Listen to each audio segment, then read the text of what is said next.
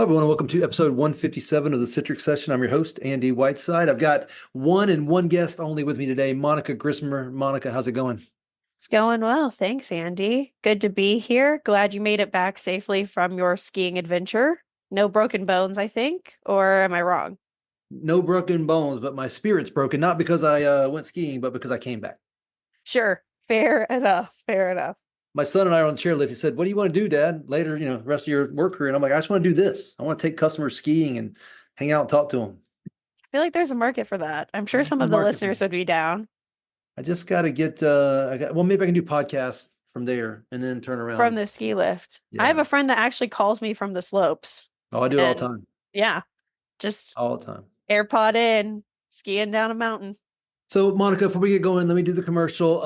If you're listening to this podcast and you're a Citrix customer, a Citrix user, or you're involved in the Citrix ecosystem, and you are not getting everything you can out of the platform, which you're not, because there's more you can get out of this platform than most customers realize. I'll say all customers realize. I meet with people every day that are still just publishing apps, and that's all they think Citrix does. If you're that person, or maybe you're doing a little VDI, but it's only 10, 20% of your users, and you're not using it for the rest of the company or the bulk of the company, then you need a better partner, and that is XenTegra, because we can show you how you can take further advantage of it. I get people all the time tell me Citrix is expensive. It is not expensive if you use it for what it's worth, like what we're going to talk about today.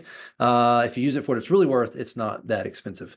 All right, so Monica, since you're on, we decided to do one of your blogs, and I apologize in advance because this is from early in the year, early January, which it feels like January is yesterday, I which it kind of know. was. Where did March go is my question. So this blog is from January 25th, one of yours, and it says, "New year, new budget, reduce your endpoint spending with a BYOD program powered by Citrix." I'm Mhm. going to kind of tee us all up a little bit. New year, new budget. Okay, whatever. XenTegra doesn't have our budgets done yet, so maybe we're like a lot of companies. We're still working on it. But what you're really pointing out is you can reduce your endpoint spending with a BYOD program powered by Citrix. And I'm going to tell you, XenTegra has all but eliminated our BYOD program. But here's why, and that's because we're managing our devices in a very traditional fashion. And we also have our Citrix enabled workspace that we have available to our employees.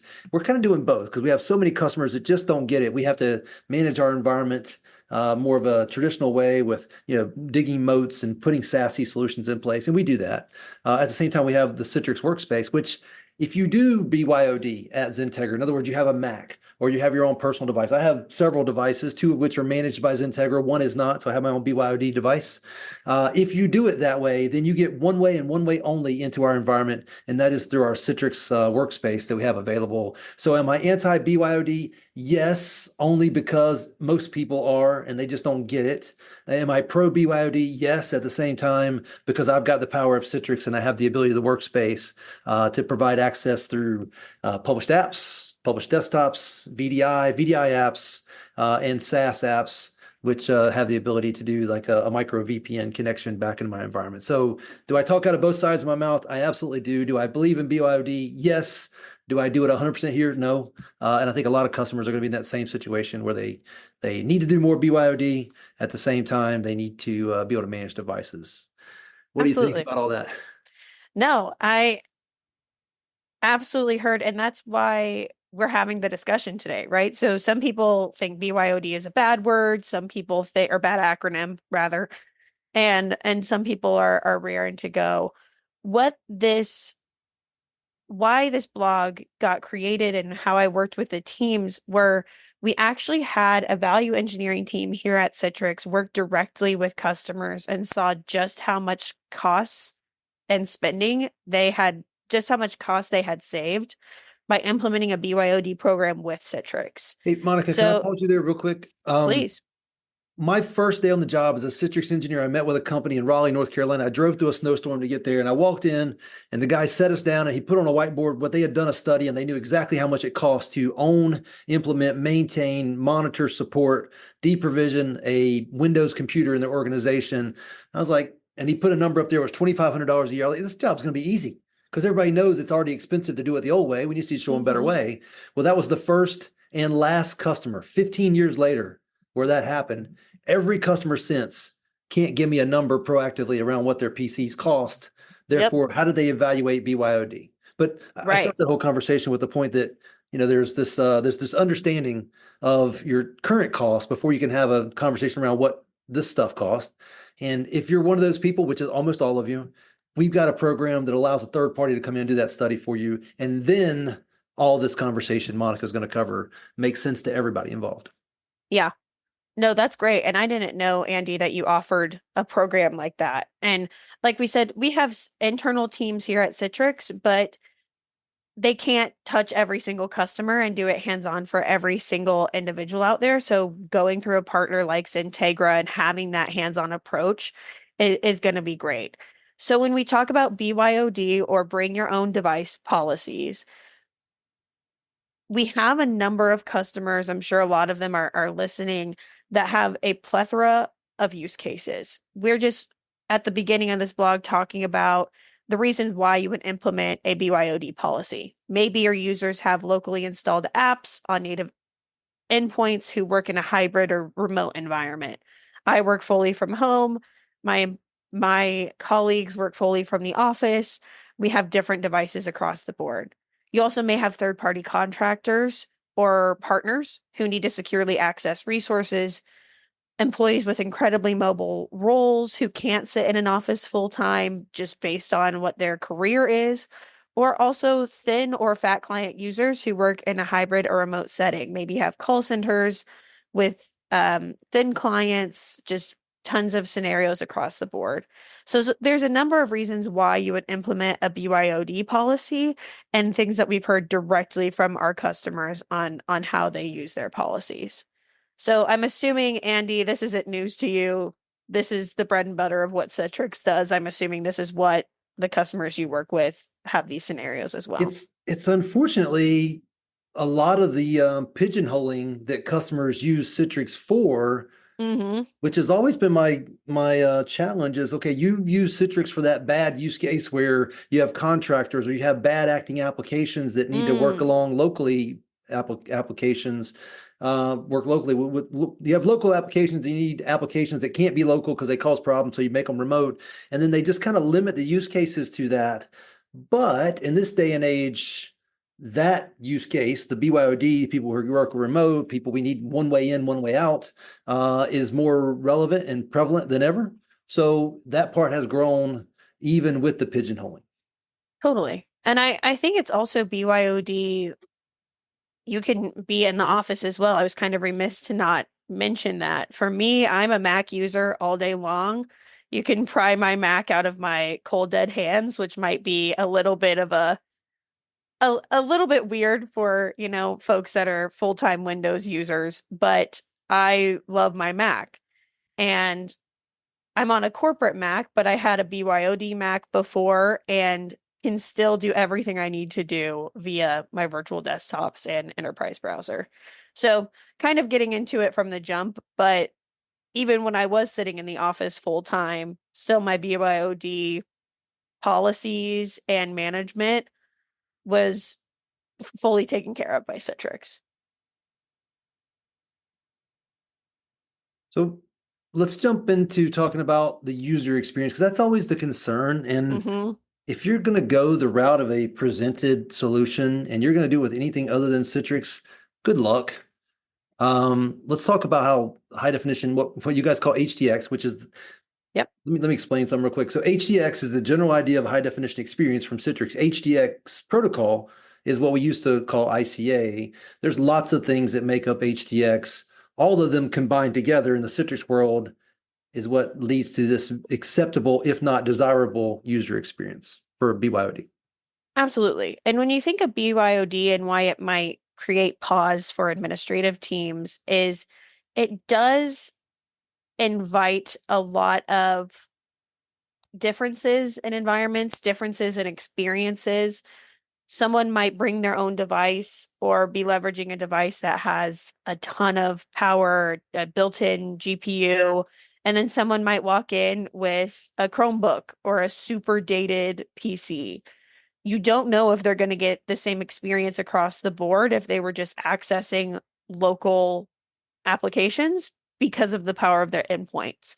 the point of leveraging Citrix inside of BYOD is it's device agnostic. So regardless of how much power your device has itself, since Citrix is obviously managed in a data center, it can be sent to you with our high definition user experience technologies and sometimes be even better than the local endpoint. So if you don't have those high graphics cards built into your PC, built into your laptop, but you need those, you're an offshore contractor, you need these AutoCADs, Citrix can give you more power to your virtual desktop than you may even have on your device itself. Yeah, and it may not even be a virtual desktop. It could be a physical desktop sitting back in the data center that has the That, ability to do processing things that you're, yep. 400, 500, 600, $800,000 endpoint of some type just can't keep up. And you're better off presenting it over a network protocol than you are trying to have it render local.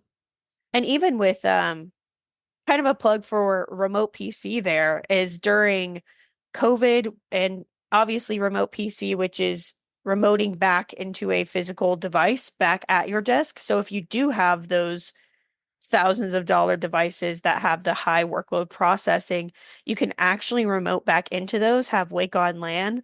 So if you're rolling around with an iPad or a tablet and not next to your desk, you can remote into that device at your desk as well. So something that not everyone Citrix knows we can do. So let's talk about the end all be all in this, and that is EDT Law C. What does EDT stand for? You had to endpoint. Okay, now you had to ask me that today. Enlightened display And transport. then display transport. Yes, yes, Enlightened. Is it enlightened? Let's it see. is. It Okay. is. And what does that mean? It is our protocol to make sure that data, your applications come through as clear as possible without packet loss and without loss of the quality. So That's at the basic level. right. So it makes sure it's the best bet you have on having a good user experience. And Yep. that's the protocol being smart enough to, go from UDP back to TCP if there's packet loss. And also making sure the users, what's refreshing on the screen is the best it can possibly be and still give the user, the human being who can't tell a difference, the best mental visual experience possible. Absolutely. And EDT Lossy really offers an improved audio and video quality in situations with packet loss. So not only if the power of the device is a little bit low, but if the network itself is congested or you're having a lot of streaming at once, EDT Lossy just really improves the overall experience. Yeah. All right, next topic here is application rollout. So I guess Yep. getting applications to BYOD devices, which is almost from a security perspective impossible. Let's just say it is impossible. How does this solve that problem? So instead of having those individual applications on thousands of corporate devices that you have to touch and manually update, then IT can manage and install applications all at once. So has been known forever. Again, this is a blog that gives you just a taste of a broader study that our internal teams did. So in this scenario, for one manufacturer that we interviewed, Citrix sped up the entire app rollout process from testing to production by 39 days. So by them implementing Citrix in their environment instead of just using locally installed applications on managed devices, they saved 39 days of testing and production time. So Yeah, the rollout phase of that process was reduced from 40 days to 4 days.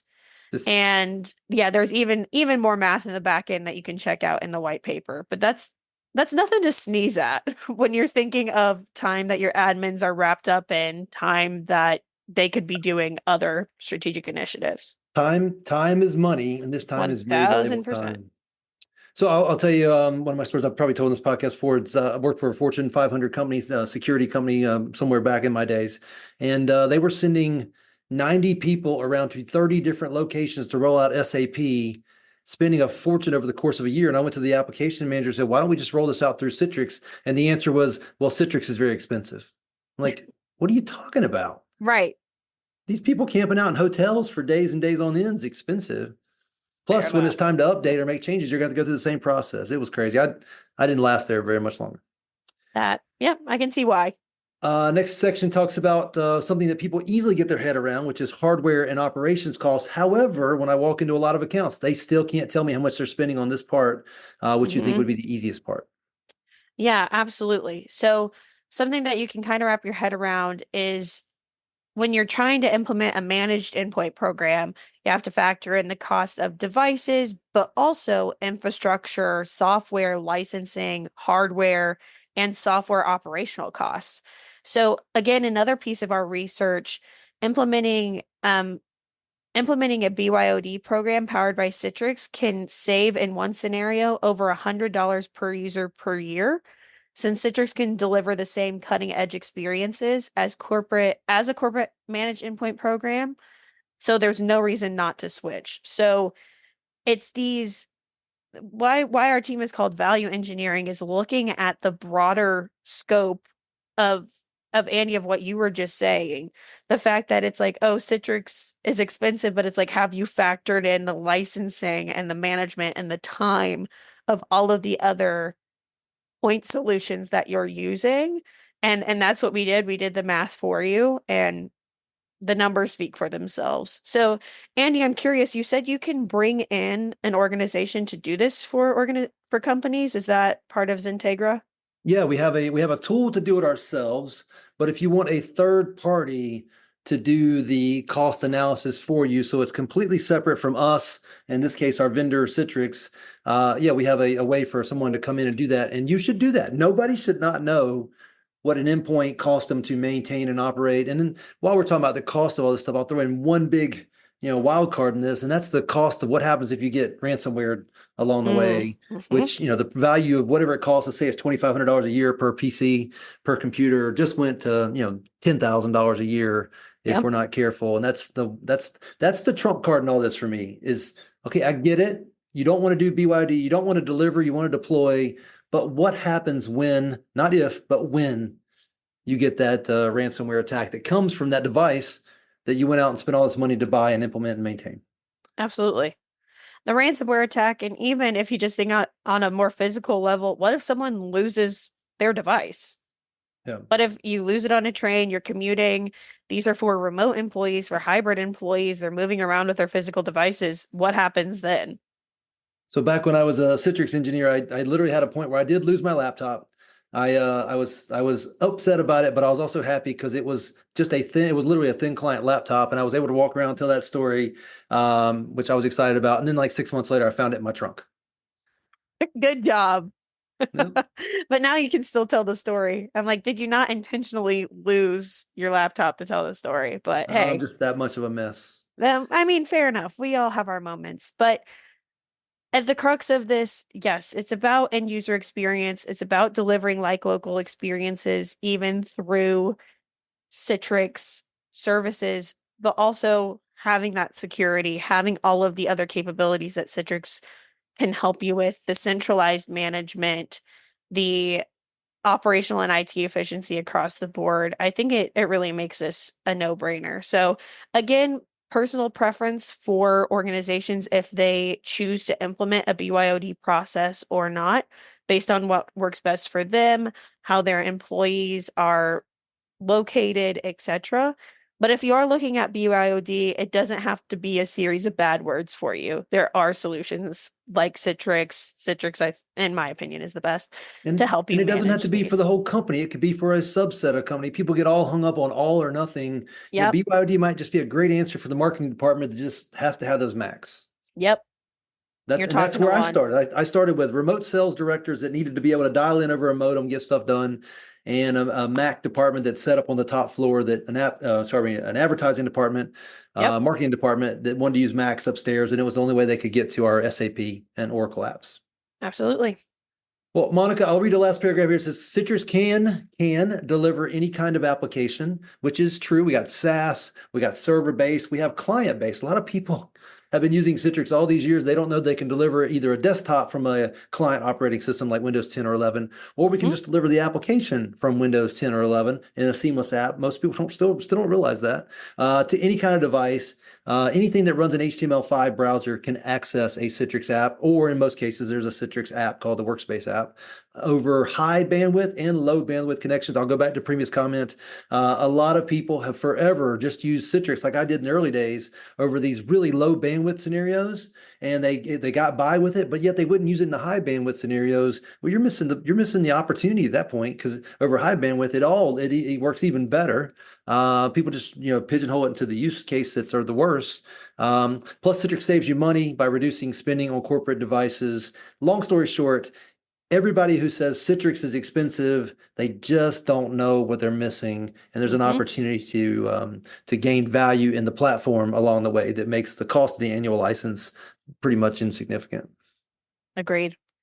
And we're working so you can do more than ever with Citrix. I know we've talked about and rolled out new licensing and etc. But at the end of the day, it's getting the most out of your environments. And if you need help to do that, we've got XenTegra, we've got folks at Citrix Inside that can help you get more. And that's a huge charter for us in the product teams this year, is enabling folks on these features. We have Citrix Features Explain videos across Citrix YouTube. Our blog site is really active just to showcase what all you can do that you might not know you have access to today. And then at the end of this, again, this all encapsulates a white paper that we did. Take a look at it. It's called Reduce Your Endpoint Costs with a BYOD Program Powered by Citrix white paper. It's at the bottom of the blog we were talking about today.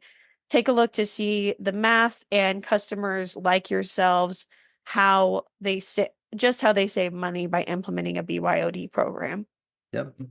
It's real. And in some cases, it's the only way, but don't limit it to that. It's a real use case for many of your users, and you can really create a barrier between that endpoint and the backend system, and do an amazing job of protecting the assets and save money at the same time. Absolutely. Monica, I appreciate the time, and thanks for jumping on a Monday. It's great to be here. Thanks for having me, Andy. We'll see you soon. See you next time. Thanks.